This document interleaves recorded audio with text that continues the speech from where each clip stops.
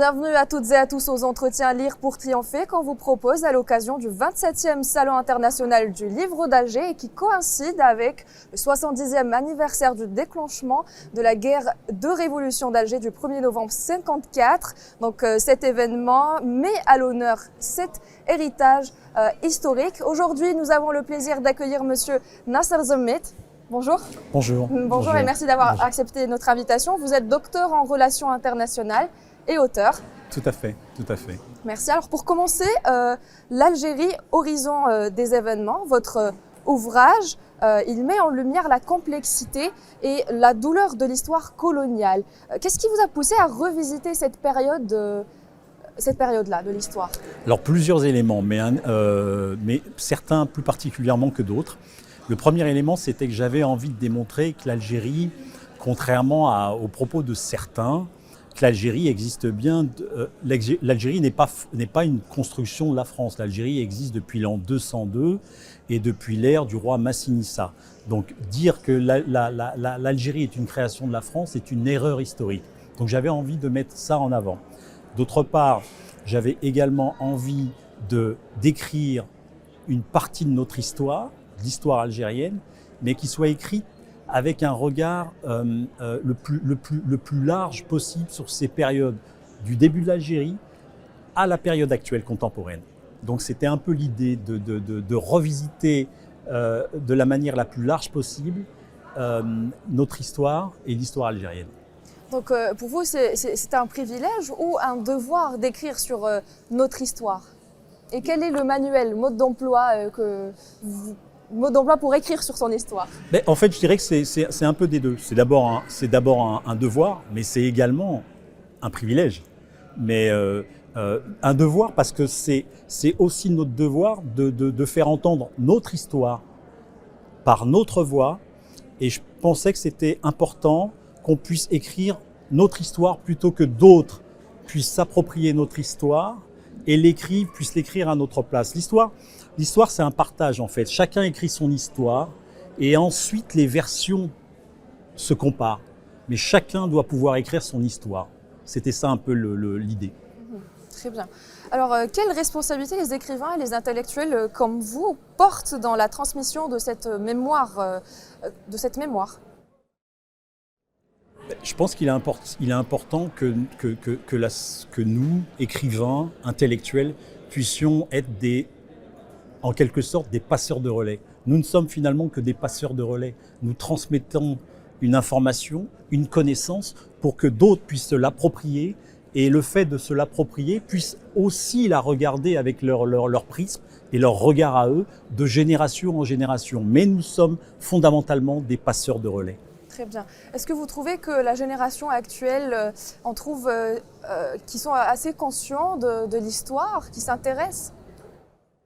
Je trouve que, et c'est ce je suis très agréablement surpris, je trouve qu'effectivement la jeunesse algérienne est très impliquée dans son histoire. Je trouve qu'elle est non seulement impliquée, qu'elle a envie de connaissances, qu'elle a envie de savoir, et c'est particulièrement intéressant. Et je le vois durant ce salon. On voit cette jeunesse qui est vraiment en demande et en recherche, et c'est extraordinaire. Je trouve que c'est un des côtés qui me plaît énormément dans ce salon, c'est cette richesse de la jeunesse et cette diversité qui veut aller chercher le savoir. Et je trouve que c'est fabuleux. Très bien. Alors, l'Algérie célèbre en ce mois de novembre le 70e anniversaire du déclenchement de la guerre de révolution. Le 1er novembre est une date qui a enfanté un peuple et une nation durant la période postcoloniale. Comment faire en sorte que l'histoire de l'Algérie soit la bonne inspiration pour les peuples qui luttent aujourd'hui encore pour leur liberté et pour écrire leur histoire? L'histoire de l'Algérie en soi est déjà un exemple. En soi, elle est déjà un exemple. Elle est marquante au niveau régional, elle est marquante au niveau du continent, elle est marquante au niveau de l'histoire du monde. C'est une histoire qui est particulière, qui est douloureuse, mais c'est une histoire qui est extrêmement riche et dense. Et c'est également une histoire qui a marqué les générations précédentes, qui marquera également les générations futures, parce qu'elle est significative d'un peuple qui a cherché à se libérer du joug colonial. Et ça, c'est fondamental. Alors comment faire pour doubler d'efforts, peut-être pour montrer à plus de monde notre histoire? Je pense que la demande de recherche d'histoire doit venir déjà du lecteur. Elle doit, évidemment, ce que je disais précédemment, elle doit venir du lecteur, mais je pense aussi que la diversité des sources est importante. Et en ce sens, nos sources historiques, qu'elles soient ici ou ailleurs, nous avons aussi le devoir de récupérer ces sources historiques, parce qu'elles font partie de notre histoire. Et en ce sens, il est important de considérer que nos sources internes ou externes doivent nous appartenir. Bien, alors pensez-vous qu'aujourd'hui l'Algérie, qui porte la voix de l'Afrique au sein du Conseil de sécurité, est aujourd'hui la cible d'intentions malveillantes à cause de sa fidélité aux martyrs et à sa détermination de faire reculer le colonialisme partout où il puisse exister? Vous savez, quand on a des positions qui sont très honorables et que ces positions ne sont pas défendues par tous, qu'il y a des divergences dans des cénacles comme les Nations Unies ou l'Union africaine, ces divergences s'expriment et elles doivent pouvoir s'exprimer. Je pense que les autorités algériennes entendent ces divergences, mais elles doivent, et elles sont certainement marquées dans leur devoir d'exprimer leurs divergences également. Et donc, il est entendu que chaque voix doit être entendue, mais la voix de l'Algérie qui défend des nobles causes doit également être entendue et défendue. Et donc, à cause de ces causes-là, vous trouvez qu'il y a des partis, des intentions ou des intentions malveillantes à cause de ces causes-là? Vous savez, on fera jamais.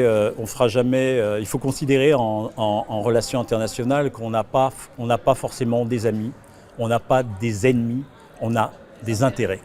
Voilà. Et à partir de cet adage-là, se dire chacun a ses intérêts à défendre et que ces intérêts à défendre doivent primer sur l'intérêt national, chacun défend ses intérêts, ce qui est entendable. Maintenant, à nous d'amener nos arguments et si nos arguments sont cohérents, percutants, il n'y a pas de raison qu'on ne puisse pas les entendre. Alors le peuple palestinien, en parlant de causes justes, et, le peuple sahraoui notamment, lutte pour leur survie face au même bourreau qui est le colonialisme, qui est façonné et pensé par l'Occident, qui tient toujours à faire sa doctrine de domination des plus forts sur les plus faibles, une base pour les relations internationales, malgré l'existence du droit international. Alors pour revenir sur est-ce qu'on peut appeler ça une guerre à Gaza, mais on va l'appeler comme ça. Ce qui est marquant et ce qui est significatif, c'est de considérer qu'aujourd'hui, c'est la loi du plus fort qui prime. Et quelque part, l'ère du multilatéralisme est en train de succomber à cette volonté du plus fort par rapport au plus faible. Un monde où, évidemment, le plus fort domine le plus faible par la force n'est pas un monde viable, n'est pas un monde où les peuples peuvent s'entendre. Le colonialisme, qui est un mal du XXe, du XIXe siècle, qui est un mal des siècles précédents, en tout cas sur le continent africain, doit être éliminé, ce qui est clair. Ça, c'est une cause noble. Maintenant, il est aussi important d'avoir des arènes où chacun puisse s'entendre, mais également se parler. Donc, très bien. Merci beaucoup, M. Zemlet, pour votre intervention, pour votre temps. C'est moi qui vous remercie. Merci. Merci à vous, chers téléspectateurs, de nous avoir suivis et à très bientôt.